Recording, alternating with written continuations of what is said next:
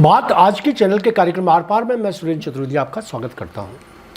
राज्य का सबसे ईमानदार शहर अजमेर जाग गया है। राज्य का सबसे ईमानदार नगर निगम जाग गया है।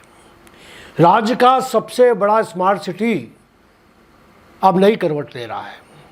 बोले सो निहाल, सत श्री अकाल। अजमेर नगर निगम जाग गया है। देखना है अब जितने भी अवैध निर्माण हो रहे हैं या हो चुके हैं सीज कर दिए जाएंगे। आर्थिक प्रबंधन से होने वाले सारे निर्माण ध्वस्त हो जाएंगे। अजमेर वासियों को अब रियल स्मार्ट सिटी होने की उम्मीद जाग गई है। निगम में जो पिछले लंबे अरसे से बंदरबाट की कहानी पढ़ी जा रही थी, अब उस कहानी का अंत होता नजर आ रहा है। लिफाफे अब नियंत्रण में आ गए हैं। लंबे समय से शहर में अवैध निर्माण हो रहे थे।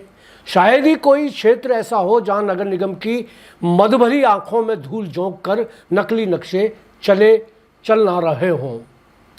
नगर निगम प्रशासन ने अब नींद से जागने का फैसला कर लिया है। हाल ही में जिस तरह से नगर निगम सक्रिय हुआ है वह वास्तव में सराहनीय है।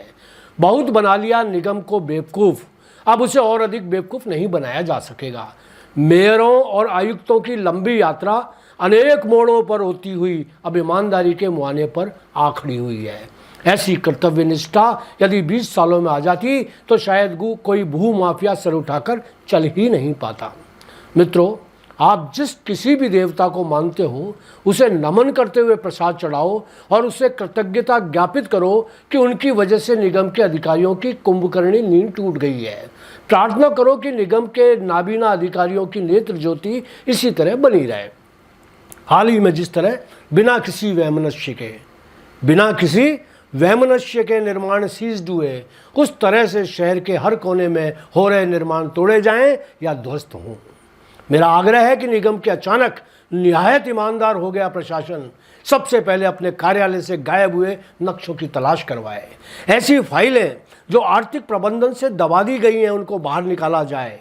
शहर में कितने मॉल्स, होटल्स, अस्पताल, रेस्टोरेंट्स, स्कूल, निजी संस्थान पिछले 20 सालों में बने और नियम विरुद्ध पैसे खाकर जिनको नियमित कर दिया गया, उन सब का पुनरावलोकन किया जाए। दावा है कि 70% निर्माण किसी न किसी तरह अवैध ही निकलेंगे।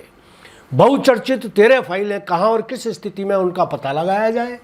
जब से निगम में मेयर बनाए गए उन सबके कार्यकाल में जो निर्माण हुए उनकी वैधानिकता की भी जांच की जाए।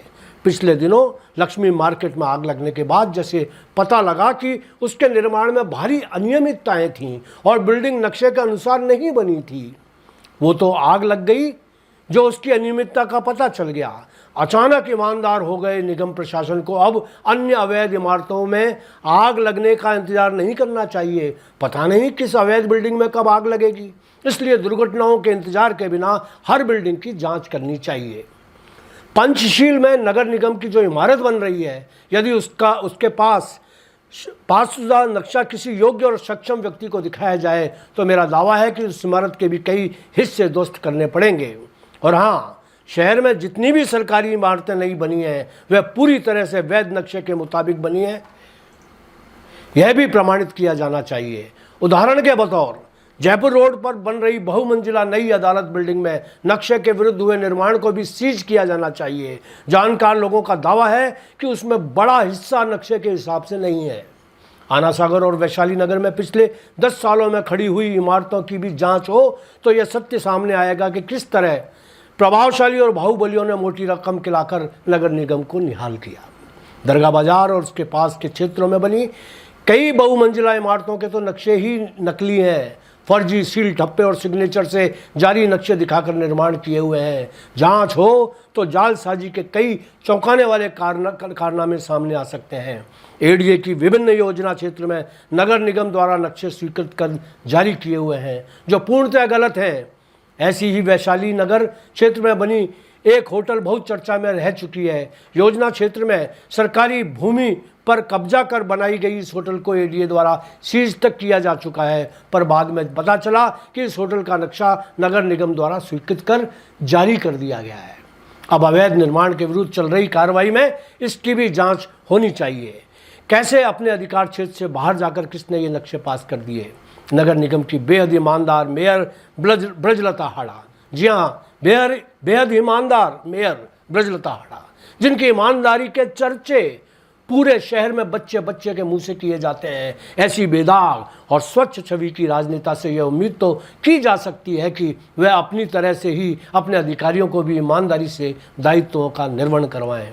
बरसों से माफियाओं की मर्जी से चलाए जा रहे अजमेर शहर को मुक्ति दिलवाने के लिए अजमेर के अत्यंत ईमानदार पार्षदों को भी इस पुण्य कार्य में निगम की मदद करनी चाहिए। और हाँ, एक सवाल और जिसका जवाब मैं ही नहीं, स्मार्ट शहर का हर जागरूक व्यक्ति जानना चाहता है कि जो भी निर्माण अवैध बताकर सीज कर दिए जाते हैं, फिर वो निर्माण कैसे सही मानकर खोल दिए जाते हैं। इस ओर भी ईमानदार और जागरूक जनप्रतिनिधियों को ध्यान देना चाहिए। मित्रों, ये सभी सीज निर्माण भी आज नहीं तो कल खुलने ही हैं। मैं तो घाटी वाले बालाजी के ढोक लगाने जा रहा हूँ। प्रार्थना करूँगा कि सबको सद्बुद्धि मिले ताकि अवैध शब्द की धार कम की जा सके। धन्यवाद, आज इतना ही।